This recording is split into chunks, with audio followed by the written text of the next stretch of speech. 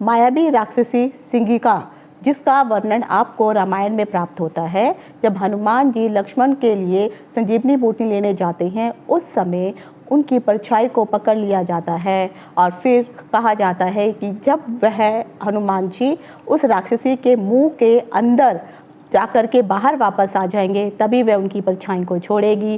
तो ये वही राक्षस है जिसका नाम सिंहिका है और इसी का पुत्र राहु है। इनका नाम सबसे पहले स्वर भानु था, लेकिन अमृत चोरी करने के पश्चात जब मोहिनी रूपी विष्णु ने इनका सर धड़ से अलग कर दिया, तो इनका ऊपर का जो सिर का हिस्सा है वह केतु कहलाया और नीचे का राहु, जो बेशक आप वो पिंड के रूप में विद्यमान नहीं है, लेकिन जब पृथ्वी और चंद्रमा जब आपस में धुरी पर घूमते हैं, तब जो उनके क्षितिज होते हैं वहाँ पर राहु और केतु का विराजमान माना जाता है। जिस प्रकार उनकी माता मायावी थी, उसी प्रकार राहु भी मायावी, चालाक, चतुर और राक्षसों की सेना का सेनापति भी था। राहु का अगर आप देखेंगे तो प्रभाव छाया ही सही, छाया रूप में ही सही, लेकिन पूरे मानव जाति के ऊपर इसका प्रभाव व्याप्त है। राहु जब देने पर आते हैं तो वह चप्पड़ फाड़ कर देते हैं, लेकिन जब लेने पे आते हैं तो वह रोड पर भी लेके आ जाते हैं। राहु का अगर आप देखेंगे तो तीसरे, छठे और 11वें, यानी तीसरा, छठा और 11वां भाग, जिसको उपचय भाव बोला जाता है, इसमें राहु हमेशा शुभ फल देते हैं, लेकिन बाकी भावों में राहु का शुभ फल प्रदान नहीं होता है। ये अचानक ही जो है अपना फल प्रदान कर देते हैं। अगर आपकी कुंडली में राहु शुभ बैठा हुआ है, तब आप यकीन मानिए राहु के ट्रांजिट होने से पहले ही, यानी उन्होंने जब मेष से मीन राशि में प्रवेश किया था, तो उसके 1 महीना पहले ही जिन जिन लोगों को अच्छे या बुरे रिजल्ट मिलना शुरू हो गए हैं, तो आप समझ सकते हैं कि राहु आपके लिए क्या शुभ फल देने वाला है। वैसे तो राहु 1.5 साल तक एक राशि में रहते हैं और नक्षत्रों में यह प्रत्येक राशि के नक्षत्रों का विचरण करते हुए आगे बढ़ते हैं। राहु और केतु ने 30 अक्टूबर को अपनी वक्री चाल चलते हुए दोपहर के 2:13 पर अपना राशि परिवर्तन किया। राहु ने मेष राशि से निकल करके मीन राशि में प्रवेश किया। वह मीन राशि के रेवती नक्षत्र में इस वक्त विचरण कर रहे हैं और केतु ने तुला राशि को छोड़ करके कन्या राशि में प्रवेश किया और केतु इस वक्त कन्या राशि के चित्रा नक्षत्र में विचरण कर रहे हैं। इस तरह अगर आप देखा जाए तो मेष राशि में गुरु चंडाल योग का निर्माण हुआ, लेकिन अब राहु क्योंकि वहाँ से निकल चुके हैं, तो अब वहाँ पर सिर्फ गुरु अकेले हो गए हैं, तो वो गुरु चंडाल योग की जो अशुभ परिस्थिति बनी हुई थी वह भी अब समाप्त हो गई है। अगर आप देखेंगे तो मीन राशि में 3 नक्षत्र होते हैं, रेवती, उत्तर भाद्रपद और पूर्व भाद्रपद। ये 3 नक्षत्र हैं। तो अभी वे रेवती नक्षत्र में विचरण कर रहे हैं और इस नक्षत्र में राहु अगले 8 महीनों तक रहने वाले हैं। रेवती नक्षत्र अगर आप देखेंगे तो ये बुध का नक्षत्र होता है और इसमें इस बार जब राहु जो ट्रांजिट हुए हैं, तो मैं आपको बताने वाली हूँ कि मिथुन राशि में आखिर ये रेवती नक्षत्र जो है, क्योंकि ये बुध का ही नक्षत्र है, तो मिथुन राशि के जातकों को आखिर राहु अपना क्या शुभ या अशुभ प्रभाव देने वाले हैं। तो इन सभी की जानकारी लेकर के मैं डिम्पल शांडिल्या ज्योतिष सत्य ज्ञान सागर के माध्यम से अपने सभी नए और पुराने दर्शकों का हार्दिक अभिनंदन करती हूँ। नमस्कार। तेरे जाप के बिना चले ये सांस किस तरह, मेरा कर्म तू ही जाने क्या बुरा है क्या भला, तेरे रास्ते पे मैं तो आंख मूंद के चला, तेरे नाम की जोत ने सारा हर लिया तमस मेरा। नमो नमो शंकरा भोलेनाथ शंकरा जय त्रिलोकनाथ शंभो हे शिवाय। ज्योतिष में श्रद्धा, आस्था और विश्वास रखने वाले सभी दर्शकों का मेरे इस YouTube चैनल ज्योतिष सत्य ज्ञान सागर में आप सबका हार्दिक स्वागत करती हूँ। अगर आप राहु के बारे में अच्छे से जानना चाहते हैं, तो जब तक आपको राहु के कार्य तत्व पता नहीं होंगे, तब तक आप राहु के बारे में भी अच्छे से प्रेडिक्शन नहीं कर सकते हैं। तो जो चीज़ें मैं आपको बताने जा रही हूँ, ये राहु के कार्य तत्व हैं, क्योंकि इन सभी का प्रभाव आपके ऊपर पड़ने वाला है। अगर आपकी उम्र 42 से 48 वर्ष की है, तो इस वक्त आपके ऊपर राहु का प्रभाव सबसे अधिक है, क्योंकि इसी आयु में राहु अपना अच्छा या बुरा प्रभाव देते हैं। अगर आपकी कुंडली में राहु की स्थिति शुभ जगह पर है, जैसे मैंने कहा है 3, 6 और 11 में अगर राहु विद्यमान है तो ये आपके लिए बहुत शुभ माना जाता है। और जब राहु की दशा, महादशा और अंतरदशा चलेगी उस समय भी राहु अपना शुभ फल देने का ही प्रयास करेंगे। लेकिन ये भी डिपेंड करता है कि राहु कौन सी राशि में बैठे हुए हैं। जब भी इनकी अंतरदशा होती है या प्रत्यांतर दशा होती है या फिर जब ये गोचर में विद्यमान होते हैं, उस समय ज्योतिष शास्त्रों के अनुसार ये बताया गया है कि राहु को सर्प, सपेरा, कीट पतंगे, जुआ खेलने वाले, कुतर्क जातक यानी जो फालतू की बहस करते हैं, अपवित्रता, असत्य वादन करने वाले, और ये नेतृत्व कोण के जो है राहु मालिक होते हैं।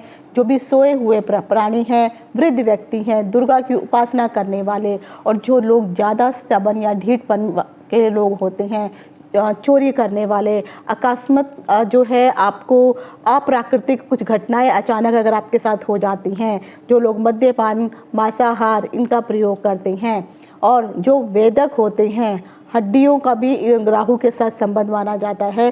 जितने भी गुप्तचर होते हैं, जो स्पाई जिनको कहा जाता है, गोमेद, रांगा, मछली और नीले पदार्थों के मालिक राहु को कहा गया है। तो राहु जो है इन सभी चीज़ों का मालिक है। तो अगर आपका राहु जो है ठीक नहीं है तो आप यकीन मानिए आपको इस प्रकार की आपके अंदर ये आदतें भी रहने वाली हैं, और इन आदतों के अनुसार आप जान सकते हैं कि आखिर राहु जो है आपकी कुंडली में किस प्रकार का फल दे रहा है। तो अब मैं आपको बताने वाली हूँ कि आखिर मिथुन राशि के लिए ये जो मैं आपको फल बताने वाली हूँ, मिथुन राशि के लिए जो मैं फल बताने वाली हूँ, ये मैं नक्षत्र सिद्धांत के अनुसार भी बताऊंगी, राशि के अनुसार भी बताऊंगी और लगन के अनुसार भी बताने वाली हूँ। अगर आप लगन के अनुसार देख रहे हैं तो आप इसको 20% लगन के अनुसार इसका फल समझिए। अगर आप राशि के अनुसार देख रहे हैं तो 80%, क्योंकि गोचर के अनुसार जो है ये राहु का परिवर्तन हुआ है तो इसका आपको 80% प्रभाव मिलने वाला है। और अगर आप नक्षत्र सिद्धांत से देख रहे हैं तो आपको जो है 50% का प्रभाव नक्षत्र सिद्धांत के अनुसार भी मिल रहा है। तो यकीन मानिए अगर आपको लगन के अनुसार और राशि के अनुसार और नक्षत्र के अनुसार अगर ये तीनों ही शुभ बैठ रहे हैं तो आपके दोनों हाथों में लड्डू और सिर कढ़ाई में है। लेकिन अगर इन तीनों के अनुसार अगर आपको ये बुरा प्रभाव दे रहे हैं तो यकीन मानिए जब तक ये रेवती नक्षत्र में रहने वाले हैं, जो अगले 8 महीनों तक ये उसमें भी विचरण करेंगे, आपकी हालत खराब हो जाएगी। अगर और बशर्ते यह भी है कि अगर कुंडली में अगर आपका राहु सही नहीं बैठा है और वहाँ पर भी बुरा फल दे रहा है, तब भी आपको जो है बहुत ही संभल करके इस समय रहने की आवश्यकता है।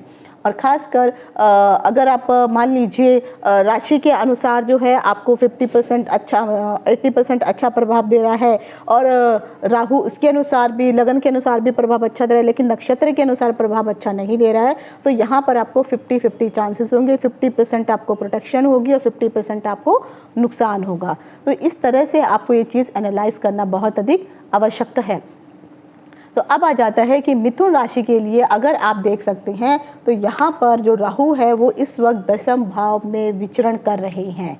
तो 10वां भाव जो है जातक का अगर आप देखेंगे तो ये आपके कर्म का, जॉब का भाव है और इससे आपकी सामाजिक उन्नति, पद, प्रतिष्ठा इत्यादि भी देखी जाती है। क्योंकि जो लोग चुनाव से संबंधित कोई भी निर्णय लेना चाहते हैं, यानी अभी चुनाव का समय चल रहा है और अगर आप चुनाव में पार्टिसिपेट इत्यादि कर रहे हैं तो यहाँ पर ये जो ग्रह है आपके लिए अति अनुकूल फल देने वाला है, बशर्ते आपकी कुंडली के बाकी ग्रहों को भी देखना पड़ेगा। राहु जब यहाँ पर आकर के क्योंकि अभी वो रेवती नक्षत्र में बैठे हैं और रेवती नक्षत्र जो है गुरु का नक्षत्र है, जब वो एकादश भाव में बैठेंगे तो यहाँ पर जितने भी लोग राजनीतिक से जुड़े हुए हैं उन्हें अच्छा फल तो प्राप्त होगा ही होगा, साथ ही उनके जो है कूटनीति जो होगी वो बहुत अच्छी हो जाएगी, क्योंकि यहाँ पर केतु जो है सुख के भाव में यहाँ पर आ जाएगा। ये लोग अपना अच्छा सा वर्चस्व बना सकते हैं। कोई भी अगर आप काम करने की सोचेंगे तो आप अच्छे से उस कार्य में आपको सफलता प्राप्त होगी। कार्य क्षेत्र पर जो है अगर आप देखेंगे तो इसका विस्तार बहुत अधिक होने वाला है। साथ ही साथ नौकरी में आपको पदोन्नति होने वाली है। आपको सरकार की तरफ से भी कुछ अच्छा फल जो है प्राप्त होगा। केतु तथा क्योंकि केतु जो है सुख के भाव में आकर के बैठे हैं, ये आपकी माता का भाव है, तो यहाँ पर ज़रूर मैं कहूँगी कि आपकी माता को परेशानी और कष्ट हो सकता है, तो उनका ख्याल रखने की ज़रूरत है। और ये जो सुख का भाव है, तो यहाँ पर आपके सुखों में भी थोड़ी बहुत जो है कमी आ सकती है। जो भी लोग किसी भी तरह का अगर सरकार से संबंधित कोई काम कर रहे हैं, आप कोई टेंडर अगर आपने पार्टिसिपेट किया है टेंडर भरने का, तो यकीन मानिए अगर आप उसमें आवेदन करना चाहते हैं तो आप आवेदन कर सकते हैं, क्योंकि इसकी दृष्टि से अगर आप देखेंगे तो आपके लिए राहु का ये जो 10वें भाव में जो गोचर है ये अच्छा है। और ख़ासकर मैं तो उन लोगों के लिए, क्योंकि मिथुन राशि में अगर आप देखेंगे तो राहु जो है क्योंकि केतु राहु का जो राशि का जो हालांकि राहु को जो राशि प्रदान की गई है वो कन्या राशि प्रदान की गई है, तो राहु और जो कन्या राशि है वो तो उसकी ही बुध की राशि ही होती है। तो इसीलिए यहाँ पर बैठ करके राहु जो है कोशिश करते हैं कि वो अपना अच्छे से अच्छा प्रभाव भी यहाँ पर दे सके। तो जितने भी जो आप मिथुन राशि के जातक हैं, इन लोगों के लिए राहु उन्नति वाला रहेगा, बशर्ते अगर आप कोई गलत काम ना करें। और साथ ही साथ सरकार से आपको सहायता मिलेगी। अभी तक अगर नौकरी में कोई पदोन्नति नहीं हुई है तो अब आपको प्रमोशन भी यहाँ पर मिलेगा। अगर आप नौकरी बदलना चाहते हैं तो यहाँ पर आप नौकरी भी आसानी से बदल सकते हैं। अब आ जाता है कि मिथुन राशि में जो होते हैं वो 3 नक्षत्र होते हैं, मृगशिरा, आर्द्रा और पुनर्वसु। जो मृगशिरा नक्षत्र होता है वह मंगल का नक्षत्र होता है। तो जिन भी जातकों का जन्म मिथुन राशि के मृगशिरा नक्षत्र में हुआ है, उन लोगों के लिए ये जो गोचर है इतना अच्छा रहने वाला नहीं है। तो आप कोशिश कीजिए कि सरकार से आप बच के रहिए, क्योंकि यही लोग आपके बाद में सरकारी कार्य में जितने भी कर्मचारी काम करने वाले हैं उनसे आपको बच के रहना है। वो आपके लिए दुश्मन, अगर आपने ज़रा सा भी कुछ गलती की तो आपकी उनके साथ दुश्मनी होना लाजमी है। और ख़ासकर अगर आप खुद सरकारी नौकर हैं तो ये 8 महीने आपके लिए बहुत ही सतर्कता के साथ आपको काटने होंगे, क्योंकि आपके लिए ये शुभ नक्षत्र सिद्धांत से ये समय जो है शुभ नहीं है। अब आता है जिनका मिथुन राशि के आर्द्रा नक्षत्र में जन्म हुआ है, उन लोगों के लिए ये अगले 8 महीने जो हैं, जब तक ये रेवती नक्षत्र में रहने वाले हैं, राहु बहुत ही अच्छा फल देने वाले हैं, आपके लिए कल्याणकारी रहेंगे। तो यानी आप कह सकते हैं कि यहाँ पे नक्षत्र सिद्धांत और राशि के अनुसार दोनों ही मिलकर आपके लिए बहुत अच्छा फल दे रहे हैं। तो राहु के समय में यानी 8 महीनों में जो भी आप जी तोड़ मेहनत कर सकते हैं, आपको सफलता के चांसेस बहुत अधिक प्राप्त होंगे। अब जिन लोगों का जन्म जो है मिथुन राशि के पुनर्वसु नक्षत्र में हुआ है, ये गुरु का नक्षत्र होता है, तो इन लोगों का समय भी जब तक राहु रेवती नक्षत्र में है, इनका समय भी शुभ नहीं माना जा रहा है। तो आपको भी अगर आप कोई नौकरी बदलने की सोच रही है तो आपको पहले 10 बार सोचना होगा, नहीं तो बाद में मुश्किलों का सामना करना पड़ सकता है। और ख़ासकर अगर आप लोग चुनाव इत्यादि में पार्टिसिपेट कर रहे हैं, वहाँ पे भी आपको मुश्किलों का सामना करना पड़ेगा। तो आ बैल मुझे मार वाली आपको जो है कहावत सिद्ध नहीं करनी है, शांति से काम करना है, हड़बड़ नहीं करनी है, नहीं तो आगे मुश्किलों का सामना आपको करना पड़ सकता है। तो ये थे मिथुन राशि के जातकों का राशिफल। अब आ जाता है यहाँ पर कर्क राशि के लिए। कर्क राशि के जातकों के लिए अगर आप राहु का परिवर्तन देखते हैं तो उनके लिए ये 9वें भाव में आ रहा है राहु, और केतु जो है 3रे भाव में यहाँ पर पड़ रहा है। हालांकि शास्त्रों में कहा गया है कि भावों में ही राहु शुभ फल देता है, लेकिन जो त्रिकोण में अगर राहु आता है तो ये भाग्य भवन का जो है भाग्य का आपका स्थान होता है। तो यहाँ पर राहु का आना शुभ नहीं माना जाता है, क्योंकि यहाँ पर जब भी राहु आता है तो लोग धर्म के विरुद्ध हो जाते हैं और धर्म के विरुद्ध होकर के कुछ ऐसे कार्य करने लगते हैं जो उनके धर्म में मान्य ही नहीं होते हैं। तो चाहे आप किसी भी धर्म से संबंधित रखते हैं, आपको ऐसे लोगों से बच कर के रहना होगा जो आपके धर्म के अलग धर्म से हैं। अगर आप किसी एक धर्म को मानते हैं तो दूसरे धर्म के लोगों से आपको बच कर के रहने की कोशिश करनी है। आपका इस समय मन जो है ज़रूर है कि हाँ, पूजा पाठ में नहीं लगेगा, आपको ये आडंबर लगने लगेंगे और गुरुओं का अपमान करना, ये सब चीज़ें जो है आपके लिए आदत सी बन जाएगी। यहाँ आपका भाग्य भवन भी जुड़ा हुआ है और भाग्य भवन के अनुसार अगर आप देखेंगे, जब राहु जब यहाँ बैठेंगे तो यहाँ पर ये अपनी दृष्टि देंगे, तो इनकी दृष्टि जो है एक तो तृतीय भाव पर जाएगी, उसके बाद जो है इनकी दृष्टि पंचम भाव पर जाएगी और उसके बाद इनकी दृष्टि नवम भाव पर जाएगी। तो यहाँ पर बैठ करके, क्योंकि राहु की दृष्टि भी उसी के अनुसार मानी जाती है, राहु की दृष्टि भी गुरु के अनुसार ही मानी जाती है। तो 1 2 3 4 5 पंचम भाव, 6 7 अष्टम भाव और यहाँ पे तीसरा भाव और 8 9 और आपका लग्न।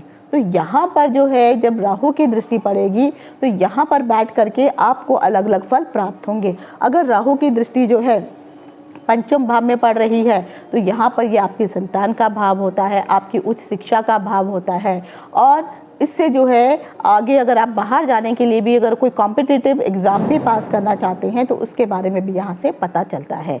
जैसे मैंने कहा कि राहु का जो है यहाँ पर भाग्य भवन में बैठना, नवम भाव में बैठना शुभ नहीं माना जाता है। पिता के साथ आपकी अनबन होने वाली है, धर्म से संबंधित जो है आपके काम जो है उसमें आपका मन नहीं लगेगा और ख़ास कर जो है जब आप मंदिर इत्यादि जाएंगे तो जितने भी गुरुजन हैं कोशिश कीजिए उनके चरण इत्यादि को अवश्य छुए और उनके कार्यों, उनके द्वारा जो भी सलाह दी जाती है उनको मानिए और जो भी चीज़ उनके द्वारा कहा जाएगा, बड़े बुजुर्ग जो भी आपके घर में हैं, इन सब से परामर्श करके ही किसी प्रकार के अन्य कार्यों की तरफ आप जाइए, क्योंकि नवें स्थान का जो राहु है वो भाग्य की हानि कराता है। यहाँ पे असफलता प्राप्त होती है, रोग और शत्रु जो है आपके बहुत अधिक बढ़ जाएंगे और यहाँ से आपका चेस्ट, क्योंकि राहु की जो दृष्टि है आपके यहाँ पर लगन पे भी पड़ेगी और यहाँ पे छाती पे कुछ ना कुछ इशू हो सकता है, तो इससे जो है आपको परेशान होना पड़ सकता है। तो अगर कोई भी अगर आपको मेडिकल कोई इशू होता है तो आपको तुरंत जाकर के डॉक्टर के पास जाना जरूरी है।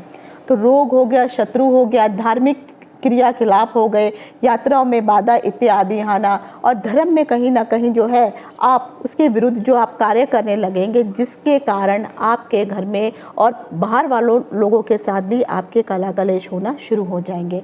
इससे अगर आप कोई धार्मिक यात्रा करना की सोच रहे हैं तो आपको सोच समझ के जाना चाहिए, क्योंकि बहुत ही संयम से आपको ये कार्य करना है। आप कोशिश करिए, आपके जितने भी घर में बुज़ुर्ग हैं, बड़े बुज़ुर्ग हैं, आपके गुरु हैं, ब्राह्मण हैं, इन सब की आपको रिस्पेक्ट करनी है, सेवा करनी है। हाँ, ये ज़रूर है कि राहु के कारण जो है आपको कॉन्फिडेंस बहुत अधिक बढ़ेगा। खासकर ऐसे लोग जो लोग मीडिया क्षेत्र से जुड़े हुए हैं, ऐसे लोगों के लिए राहु जो है कभी तो इतना अधिक ऊंचाई पर लेके चला जाएगा कि आप बहुत अच्छी प्रसिद्धि प्राप्त करेंगे। और अगर आप अनजान लोगों की बातों में आते हैं और ख़ासकर मैंने कहा जो आपके धर्म के विरुद्ध जो लोग हैं उनकी बातों में अगर आप आकर के कोई कार्य करते हैं तो ये आपके लिए बहुत ही मुसीबत भरा रह सकता है, क्योंकि ये लोग आपको माया जाल में फंसाएंगे और फिर आपके विरुद्ध होकर के ही आपको परेशानियों का सबब उठाना पड़ सकता है। क्योंकि जब भी राहु भाग्य भवन में आता है तो आपको जेल के दर्शन भी करने पड़ सकते हैं, क्योंकि षड्यंत्र के द्वारा जो है यही लोग आपको जो है फंसा सकते हैं। तो आपको ऐसे लोगों से बच करके रहना है। इसलिए मैंने कहा है कि जो भी आप कार्य करेंगे अपने घर में, परिवार में, माता पिता से, बड़े बुजुर्गों की सलाह लेकर के ही आपको ये कार्य करना है। अगर आप कहीं पर कोई भी इन्वेस्टमेंट करने की सोच रहे हैं, निवेश करना चाहते हैं, तब भी आपको जो है सोच समझ के ही कहीं ना कहीं इन्वेस्टमेंट करना है, क्योंकि यहाँ पर भी आपको असफलता ही दिखाई देने वाली है। अब कर्क राशि के लिए अगर आप देखेंगे तो नवम भाव का जो गोचर है ये मिला जुला भी प्रभाव देने वाला है, क्योंकि कई कार्य आपको ऐसे लगेंगे कि ये कार्य बस अब तो मेरा होने वाला है, लेकिन ये कार्य होते होते ही रुक जाएगा और फिर आपको लगेगा कि अरे अब तो मैं ये कार्य जितनी मेहनत और मैंने शिद्दत से इस कार्य को अंजाम दिया था वो कार्य में मुझे सफलता प्राप्त हो ही नहीं रही है। और कभी कभी ऐसा होगा कि आप जो है हताश हो जाएंगे और आपको लगेगा बस अब मुझसे ये कार्य नहीं होगा और मुझे नहीं लगता है कि इसमें सफलता प्राप्त होगी, लेकिन फिर कुछ ऐसा होगा कि अचानक ही वो कार्य संपन्न हो जाएगा, आपका वो कार्य बन जाएगा।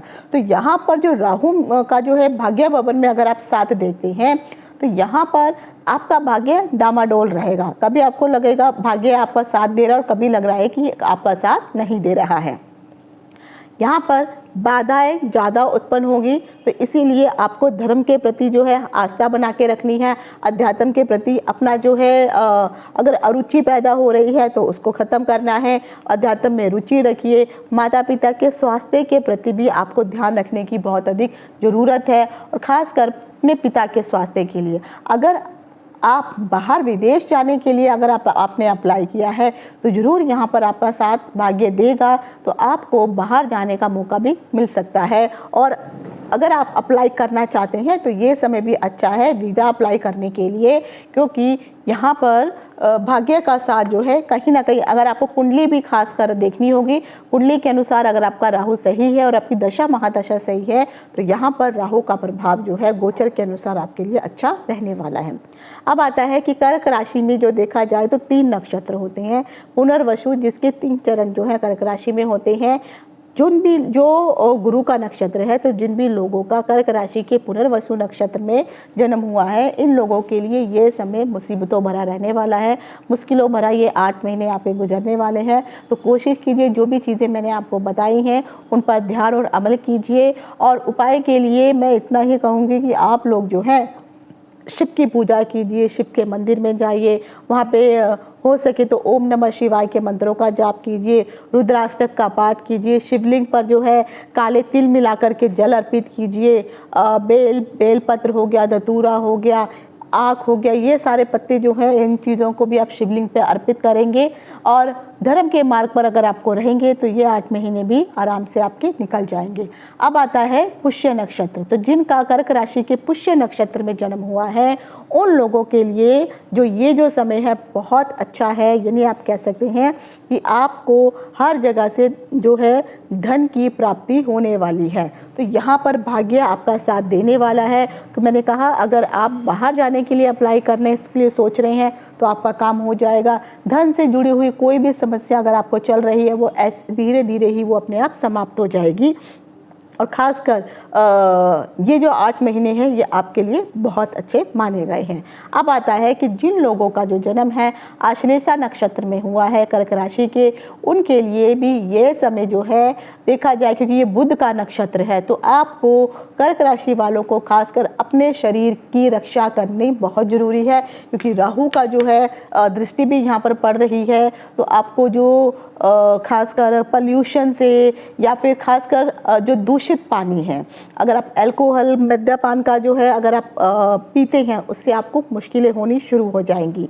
और जब भी अगर आप पानी पिएंगे तो फिल्टर पानी का ही प्रयोग करिए, क्योंकि आपकी सेहत में जल से संबंधित खासकर दूषित जल से संबंधित रोग पनपने शुरू हो जाएंगे और आगे चल के फिर आपको मुश्किल होगी। तो अश्लेषा नक्षत्र वालों के लिए और ख़ासकर पुनर्वसु नक्षत्र वालों के लिए जो थोड़ा समय है ये इतना अच्छा और फेवरेबल नहीं है। तो आपको सोच समझ के ईश्वर का साथ आपको नहीं छोड़ना है। ईश्वर से प्रार्थना करते रहिए कि आपका जो ये समय है वो आराम से निकल जाए। तो ये था आज मैंने बताया आपको कर्क राशि वालों के लिए राहु का जो परिवर्तन हुआ है राशि और नक्षत्र के अनुसार।